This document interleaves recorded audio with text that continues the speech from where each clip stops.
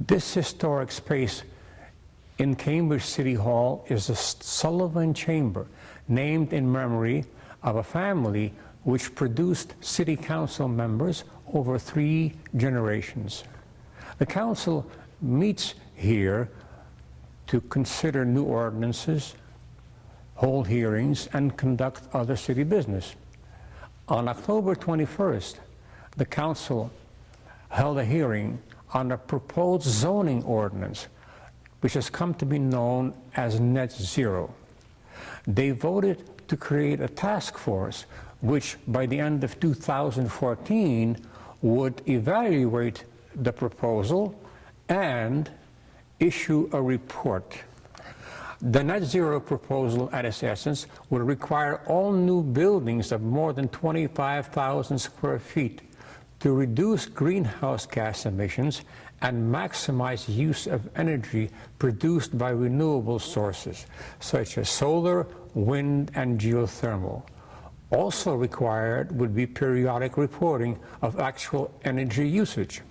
In order to meet the new standards, builders could use several strategies. They can design buildings for greater energy efficiency and generate power on site from renewable sources. They could also purchase from the grid power generated from renewables. A fallback option would be acquisition of renewable energy credits from the Commonwealth of Massachusetts.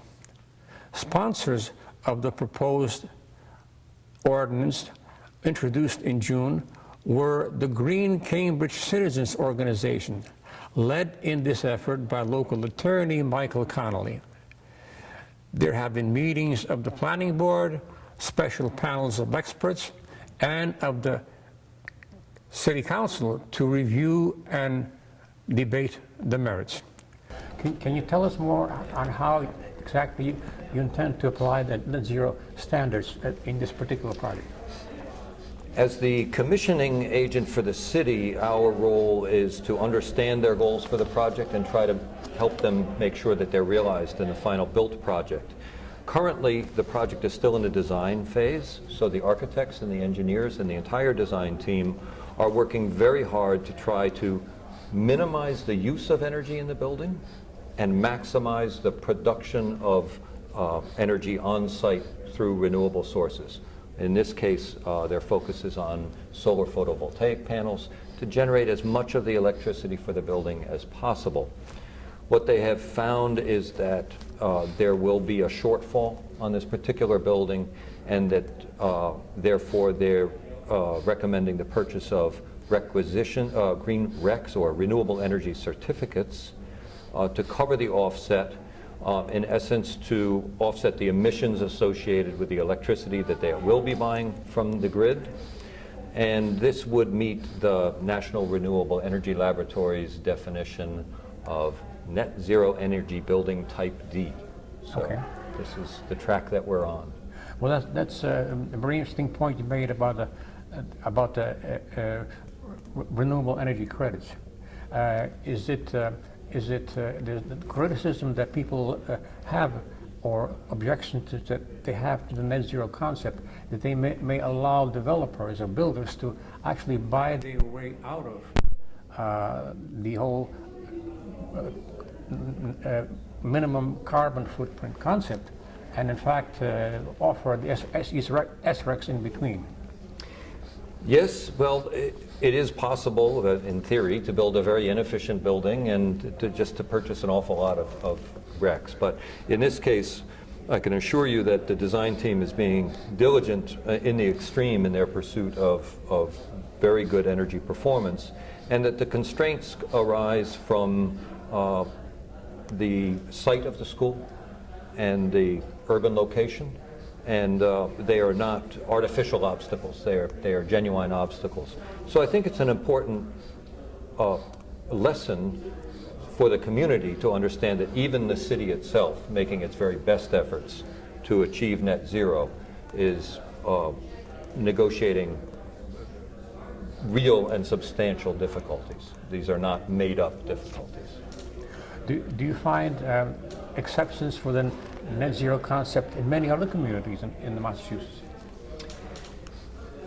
The projects that we work on with net zero goals are the highest performance goals of all of our portfolio of projects. Not every community is pursuing net zero, not every institution. We've had remarkable experiences, for instance, working for Yale University on their Forestry and Environmental Studies building, Croon Hall, which is covered with solar photovoltaics on the roof. So that there was no room for solar thermal panels on the roof, we had to put those on the walls of the building. And that is a building that comes very close to net zero, but still has a bit of a shortfall. And we've worked on some smaller projects, some Audubon Society buildings, et cetera, where they have achieved net zero, but these have been in buildings with a less energy intensive use or program in the building. So if you're building a school building or a college building or a municipal building, there's a certain amount of energy intensity needed, which is certainly one of the challenges, as is the scale. I mean, the Martin Luther King School is a large building. Right. So it will be very dense with technology. The systems will be very sophisticated, and it will be a very interesting building for the city to own and to operate. And it certainly puts the city in a leadership position amongst our clients and in the country in terms of the ambitions the city has for the school. It's interesting to hear your comments about the leadership position of Cambridge, but there are some observers in the town that are concerned about the net zero concept encouraging lower density construction, low story, lower density, where photovoltaics can be more effectively deployed. And that, in fact, causes other trade-offs and other spaces of the sustainability agenda.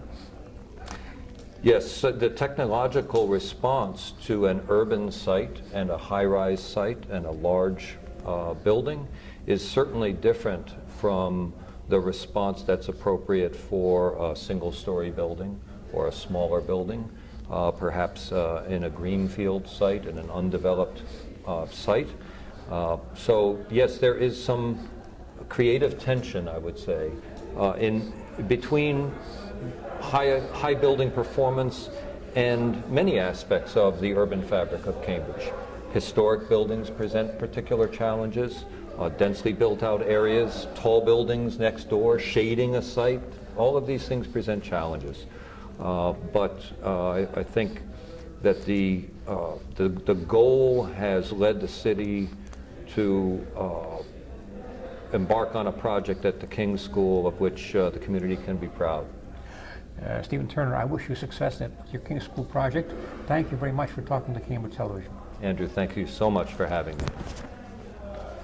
I'm pleased to be here with Mayor Henrietta Davis following a very successful forum devoted to the net zero petition now before the planning board and the city council.